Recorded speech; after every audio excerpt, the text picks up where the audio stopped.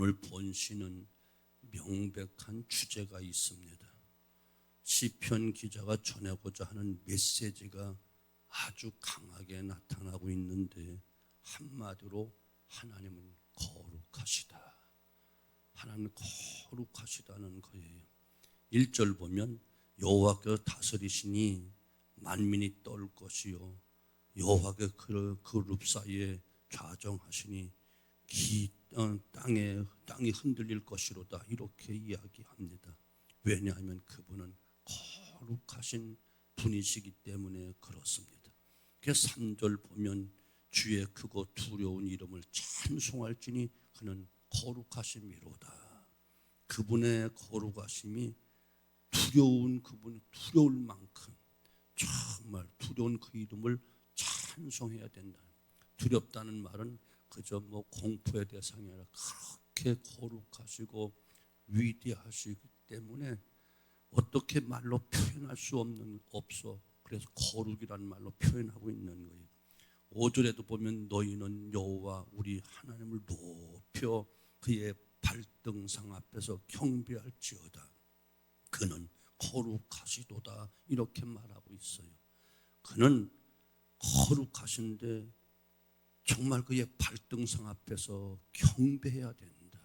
울어 엎드려 경배해야 된다는 거예요. 자, 우리가 그분의 발등상 앞에서 엎드려 경배드려야 할 정도로 하나님 거룩한 분이라는 거예요. 그러면서 오늘 시편 기자는 하나님의 거룩하심을 선포하시면서 이스라엘 민족 지도자의 이름들과 그 조상들의 이름을 거론하고 있어요. 이것은 거룩하신 하나님과 자기 민족의 깊은 연관이 있음을 이야기하는데, 첫째 시편 기자는 야곱을 거론하고 있는 거예요. 4절 말씀, 능력 있는 왕은 정의를 사랑하느니라.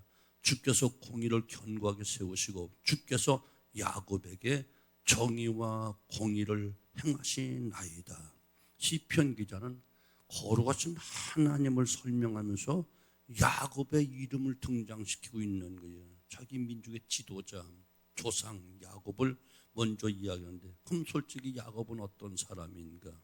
그는 성격상 그의 삶 속에 실수와 약점과 허물이 많았던 사람이 바로 야곱이에요. 그 이름 자체가 바로 남의 발뒤꿈치를 잡아 쓰러뜨리는 자, 오직 자기만을 생각하는 아주 이기적인 전형적인 인간의 모습을 이야기하잖아요. 자, 그러면 거룩하신 하나님이시기에 인간이 바라만 보아도 살 수 없는 거룩하신 분이에요. 그런데 야곱은 살아남았어요. 야곱이 후에 변화돼서 이스라엘이 되고 여순이 된 다음에 하나님 만난 것이 아니고 야곱이라고 이야기하는 것은 그가 연약하고 죄 많고 꾀가 많고 남 쓰러뜨리고 넘어뜨리고 그야말로 죄인 중에 전형적인 그런 죄인인데, 그가 하나님을 붙들기도 하고 감히 하나님께 씨름도 했던 사람이고, 그러나 그는 분명히 죽지 않았어요. 창세기 32장 30절에 자신이 하는 말이 있어요. 내가 하나님과 대면하여 보았으나 내 생명이 보존되었다. 이렇게 이야기해요. 그러면 하나님의 거룩하심으로 볼 때 야곱은 분명히 죽어야 돼. 죄인이기 때문에. 근데 중요한 것은 죽지 않았다는 거예요. 시편이 이처럼 야곱을 거론하고 있는 것은 거룩하신 하나님께서 인간에게 가까이 오셨다는 거예요. 인간을 용납하셨다는 거예요. 그리고 하나님이 바로 이스라엘의 하나님이라고 하는 것을 선포하고 있는 것이 맞아요. 하나님이 야곱을 직접 찾아오셨고 하늘문을 열어주셨고 하늘길을 보여주셨고 천사들을 왕래시켰고 또한 친히 함께 찾아오셔서 씨름까지 하셨던 것은 엄청난 은혜가 아닐 수 없어요. 이 사건은 야곱 한 사람에게 주어진 은총이 아니라는 거예요. 곧 야곱같이 모든 죄인들에게 직접 찾아오시고 만나주시고 그래서 우리를 새롭게 만드시는 하나님이다, 이렇게 말씀하고 계신 거예요. 가끔 많은 성도들이 오해를 해요. 야곱이니까 그렇고 아브라함이니까 모세니까 그렇지, 이런 말들의 의미가 무엇이지요? 바로 야곱이나 아브라함 그렇게 하셨을지는 몰라도 나에게는 그런 은혜, 그런 축복 안 주실 거야, 이렇게 인간적인 생각을 하는 거예요. 그러나 여러분, 시편 기자 고백하는 그대로 그분은 거룩한 하나님이시면서도, 감히 누구 근접할 수 없는 하나님이시면서도 야곱을 거론하고 있다는 것은 바로 야곱을 찾아오셨듯이 죄인된 나를 찾아오시고 하늘 문을 열어주시고 하늘길을 가리켜 주시고 직접 찾아오셔서 씨름하시고 새롭게 새로운 이름으로 변화시켜 주시고 하나님의 거룩한 백성, 기업의 자녀로 삼아준 하나님의 거룩하심과 함께 하나님이 인간을 사랑하시는 그 사랑을 지금 설명하려고 야곱을 지금 거론하고 있는 거예요. 맞아요. 우리도 야곱처럼 인간성이 그렇게 깨끗하지 못해요. 또한 바르지도 못해요. 그러나 하나님 우리를 찾아오시고 우리를 만나주시고 하늘문을 열어주시고 하늘길을 가리켜 주시고 직접 또 우리와 함께 기도하는 그 가운데 같이 씨름해 주시고 드디어 우리를 변화시켜서 이스라엘로 만들어주시고 여순으로 만들어준 놀라운 사랑의 하나님, 긍휼의 하나님, 그분은 거룩하시다. 그분 앞에 꿇어 경배하게 된다. 두 번째, 시편 기자는 하나님의 거룩함을 선포하면서 모세와 아론을 거론하고 있는 거예요. 모세는 하나님의 가장 위대한 종이에요. 구약에서 가장 위대한 종은 두말할 나위 없이 모세를 이야기할 수 있어요. 신약성의 가장 위대한 종은 사도 바울을 또 말할 수 있겠지요. 그러나 창조 이래 가장 위대한 종을 한 사람만 뽑으라면 두말할 나위 없이 모세를 이야기하지 않을 수 없어요. 그와 같은 종은 앞으로도 없을 것이기 때문에 그래요.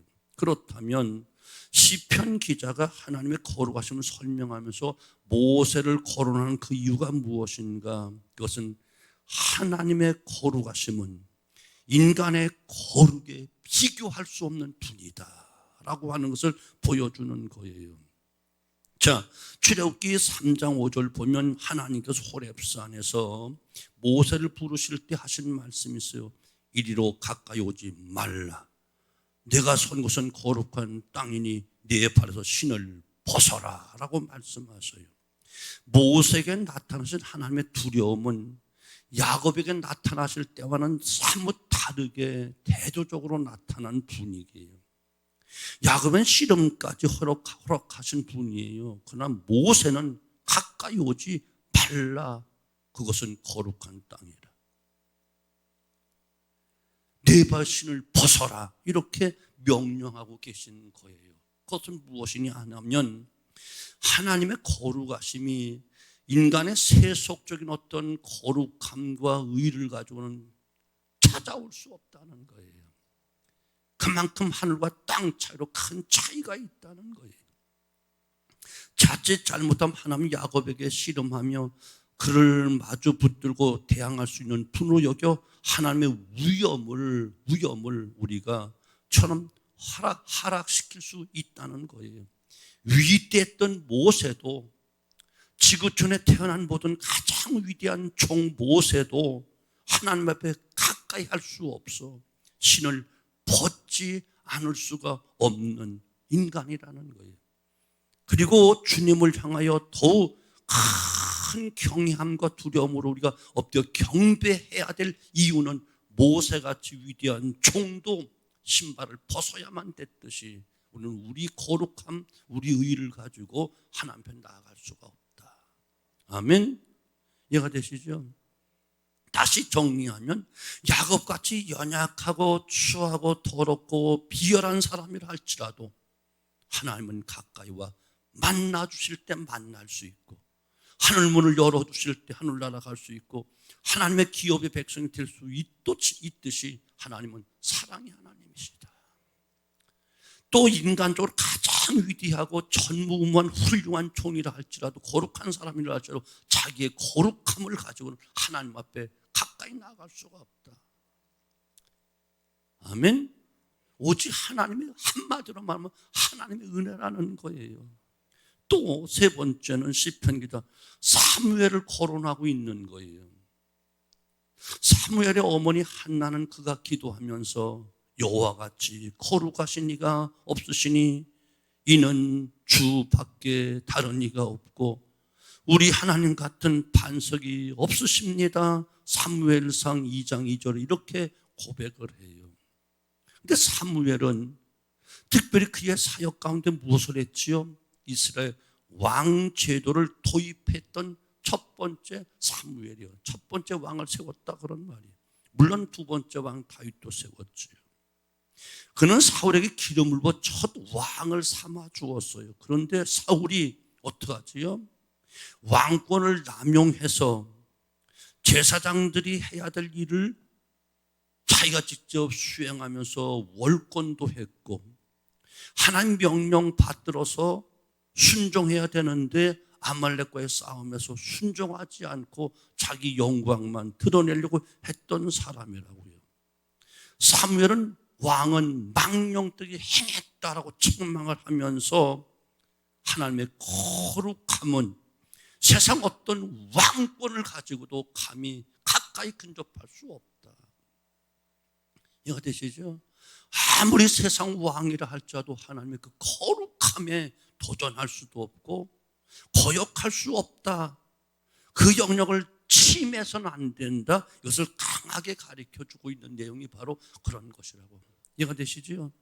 그래서 3절 말씀으로 큰 소리로 그가 외치기를 주의 크고 두려운 이름을 찬송할지어다. 그는 거룩하시다. 아멘. 오늘 시편 기자가 거룩하신 하나님을 설명하면서 야곱, 모세와 아론 그리고 사무엘을 언급한 것은 거룩하신 하나님과 긴밀한 관계가 있다는 거예요. 어떤 죄인이라 할지라도 하나님이 받아주시면 의로워지는 것이고, 아무리 거룩하다, 아무리 존귀하다 할지라도 감히 하나님 앞에 나아갈 수 없는 연약한 인간에게 신을 벗어야만 되는 것이다 가르쳐주고 있고, 세상 어떤 왕권, 어떤 권세도 감히 하나님 앞에 불복해서는 안 된다. 하나님을 거역해서는 안 된다. 이것을 가르쳐주고 있는 거예요. 그래서 9절 말씀 다 같이 시작. 너희는 여호와 우리 하나님을 높이고 그의 성산에서 예배할지어다. 여호와 우리 하나님 거룩하심이로다. 오늘 이 마음 가지고 주님 앞에 나와야 된다고. 혹시 내가 야곱같이 더럽고 추하다 할지라도 주님은 나에게 하늘문을 열어주셨고 하늘길을 보여주셨고 한마디로 구원받을 길을 가르쳐주시고 우리를 하나님 아들 딸 삼아주셨으니 그 거룩하신 아버지 앞에 우리는 예배해야 된다. 거룩한 성산, 거룩한 성전에서.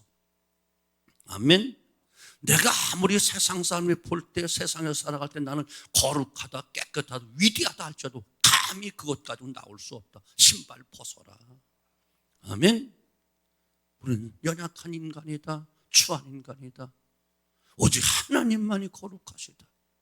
하나님이 의롭다, 거룩하다 해야만 거룩해질 수 있는 것이다. 그러므로 우리는 하나님의 거룩한 성산에서 꿇어 경배하며 예배해야 된다. 세상적인 어떤 권세가 있고 어떤 지위가 있고 어떤 명예가 있다 할지라도 하나님 말씀 앞에 순복해야 된다. 절대 복종해야 된다. 그분만이 창조주가 되시고 우리의 예배를 받으시기 합당한 거룩한 분이시기 때문에 그렇다. 오늘 우리는 이 정신 가지고 예배해야 된다는 거예요. 아멘. 내가 아무리 더럽고 죄도 상관없어 하나님이 만나주시면 되는 거예요. 의롭다 하시면 되는 거예요. 아무리 내가 세상에서 아무리 깨끗하고 거룩하고 의롭다 할지라도 그것 가지고 감히 나올 수가 없어. 신발을 벗어야 되는 거예요. 내가 아무리 세상에 명예가 있고 권세가 있고 힘이 있다 할지라도 아니면 온 세상을 다 사는 왕권을 가지고 있다 할지라도 천하 만물의 주인 되신 그분 앞에는 복종해야 되고 순종해야 되고 감히 그분을 거역할 수 없다. 그러므로 너희는, 모든 피조물들은, 이 설교를 듣고 이 말을 듣는 너희는 우리 하나님을 높이고 그 거룩한 성산에서 예배할지어다. 왔다 가지 말고 거룩하심 앞에, 발등상 앞에 꿇어 경배하고 예배하고 하나님을 높여 찬송해야 된다.